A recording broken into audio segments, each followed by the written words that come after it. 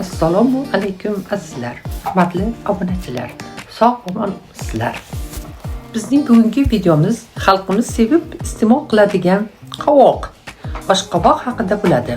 Oshqovoq qovoq guldoshlar oilasiga mansub bo'lib, bir va ko'p yillik sabzavot o'simligidir. Uning vatani Markaziy va Janubiy Amerika hisoblanadi. Hozirgi kunda dunyo bo'ylab keng tarqalgan.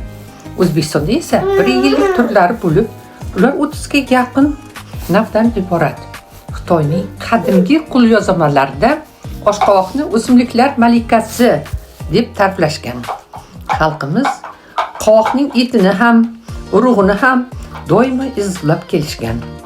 Kimyoviy tarkibida qand moddasi 4-12% gacha, pektin, qatron moddalar, organik kislotalar, vitaminlar, karotin, flavonoidlar, kaliy va magniy tuzlari, temir, mis, urug'da esa yog' moddasi 50% gacha. Abu Ali ibn Sino oshqovoq to'g'risida ajoyib fikrlarni bildirgan. Oshqovoqni qaynatib, sharbati ichilsa, yo'tal va ko'krakda paydo bo'ladigan og'riqni qoldiradi. Xom, pishirilmagani oshqovoqdan olingan sharbatni burunga tomizilsa, tish og'rig'ini to'xtatish mumkin. Oshqovoq kishi oshqozoni uchun g'oyat foydalidir.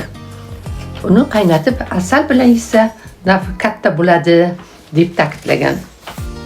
Xalq tabobatida yo'tal, ko'krak va tomoq og'riqlarini davoglashda foydalanadi.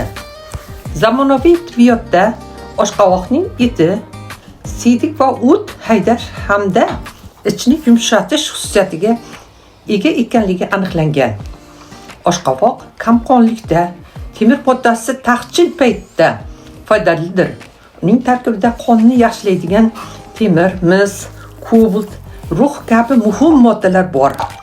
Xullas, oshqovoq o't pufagi faoliyatini me'yorlashtiradi. Yo'g'on ichakdagi yallig'lanishga qarshi kurashadi. Ichakning motor funksiyasini yaxshilaydi. Kolit va qabziyatda foyda beradi. Jigarning antitoksik faoliyati tiklanishini yaxshilaydi. Oshqovoq qandli diabet va podagrak kasalligiga chalingan bemorlarga tavsiya etiladi. Azizlar, kanalimizga yangi mehmon bo'lsangiz, obuna bo'ling. Like bosib, izohlarda fikrlaringizni qoldiring. Bu biz uchun muhimdir. Kanalimizni qo'llab-quvvatlagan bo'lasiz.